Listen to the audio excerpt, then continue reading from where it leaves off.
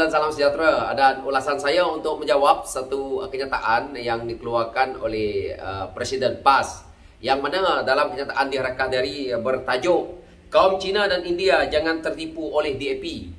Jadi saya jawapan dia sebenarnya mudah perkara ini.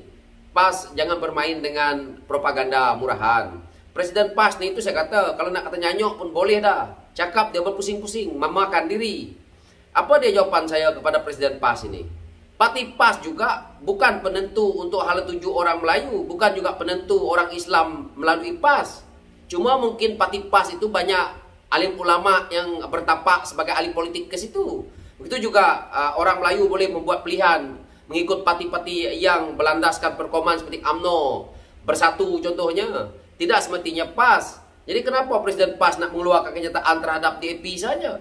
Jadi PAS juga bukan bertapak daripada awalnya. Yang bertapak awalnya UMNO.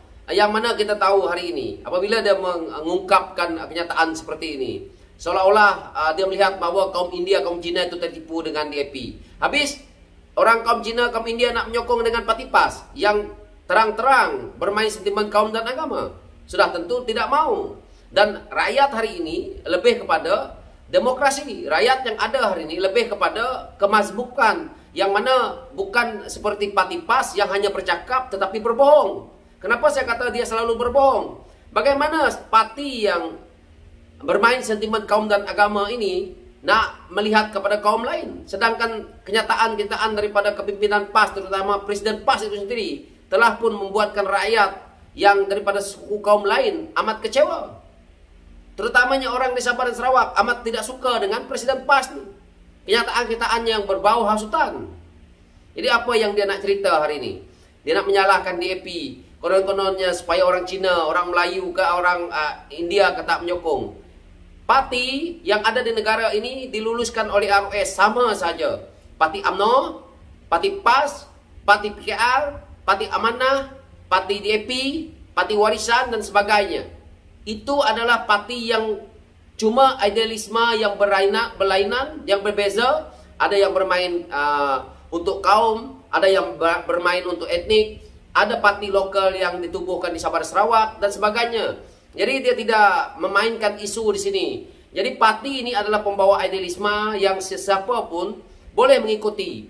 Begitu juga parti PAS. Tetapi masalahnya yang berada dalam PAS hari ini, parti itu orang Cina tak boleh masuk, orang India tak boleh masuk. Jadi yang nak jadi pemimpinnya sekarang ni orang-orang seperti pemimpin yang seperti Tan Sri Abdul Hadi Awang ini, ataupun pemimpin PAS yang lain yang hari ini nak meminta sokongan rakyat, tetapi rakyat lain tak boleh nak jadi ketua dalam tu.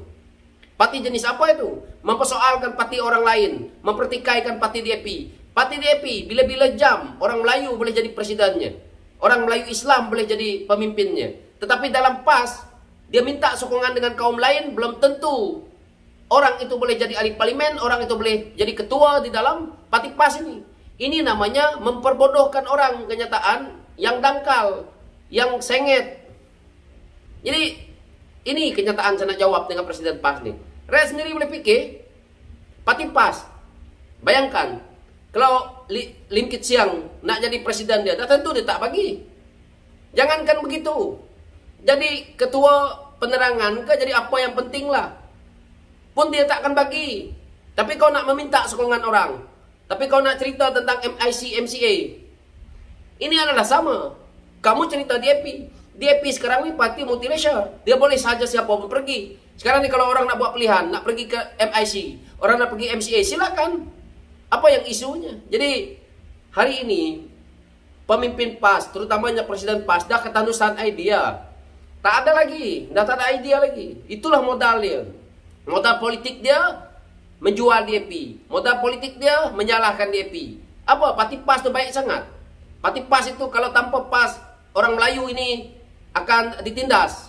Raja-raja Melayu ini tidak akan mempunyai kuasa, tidak mempunyai pengaruh. Kita bergantung kepada perlembagaan kita. Apa yang telah pun termaktub dalam perlembagaan kita. Bukan PAS penentukan perlembagaan kita.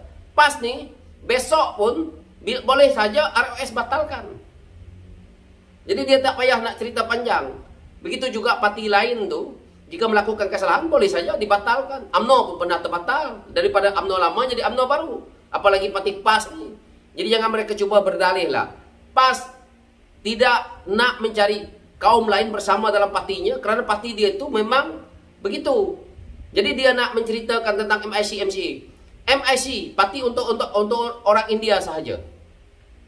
Bagaimana kaum lain nak masuk? Kalau di situ kawasan pengundi sekarang ni, setengah orang Cina, setengah orang Melayu, setengah orang India, setengah kaum-kaum lain. Lepas tu, nak suruh menyokong pemimpin MIC yang totok-totok, contohnya, untuk siapa? Untuk India, contohnya. MCA, contohnya, untuk Cina. Mana ada sekarang ni, dalam negara kita ini, satu kawasan itu penuh dengan penduduk yang satu kaum saja.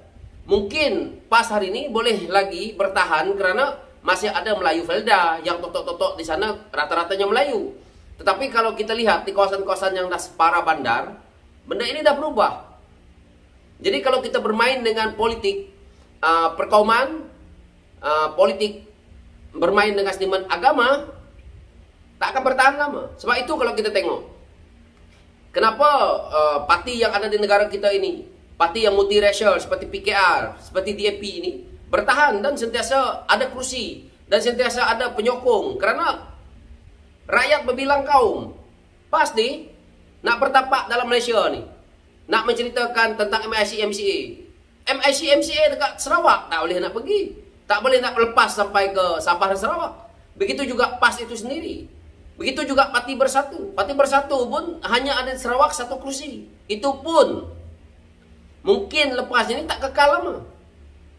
Kerana rakyat dah tahu, rakyat dah faham.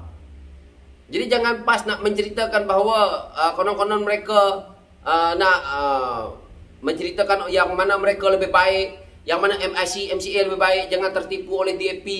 Sebenarnya yang menipu orang adalah Presiden PAS itu sendiri. Jadi dia membuat propaganda seperti mana yang saya lihat dalam ulasan dia ni, yang mana dia kata DAP yang ditubuhkan kemudian cuba merungkai hubungan masyarakat mazmuk yang telah bertapak dengan harmoni tanpa paksaan beragama Islam. Walaupun disebut Islam itu agama bagi persekutuan, namun juga diberikan hak kebebasan.